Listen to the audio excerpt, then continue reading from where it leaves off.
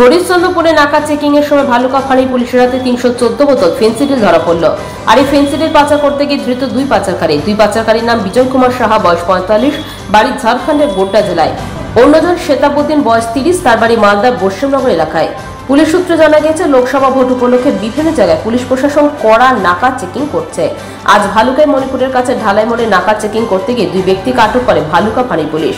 এদের কাছ থেকে 3টি ব্যাগে উদ্ধার হয় প্রায় 314টি ফেন্সিডিলের বোতল। জানা গেছে, ঝাড়খণ্ড থেকে নেশা সামগ্রী বাংলায় পাচার করা হচ্ছিল। এই দুইজন ব্যক্তিকে গ্রেপ্তার করেছে হরিশ্চন্দ্রপুর পুলিশ প্রশাসন। আগামীকাল তাদের কোর্টে তোলা হবে।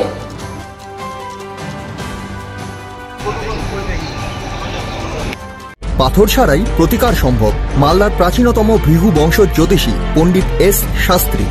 দাম্পত্য সমস্যা, বিবাহে বাধা, ব্যবসায় অবনতি, পরীক্ষায় অকৃতকার্যতা, ভাগ্য গণনা, কোষ্ঠী বিচার, ঠিকুচি গোষ্ঠী এবং মৃত্যু ছাড়া সকল সমস্যার সমাধানের জন্য যোগাযোগ করুন জগদম্বা জ্যোতিষ কেন্দ্র, বিবেকানন্দ স্কুলের পাশে, মালদা। মোবাইল 09733027832 অথবা 09332056956।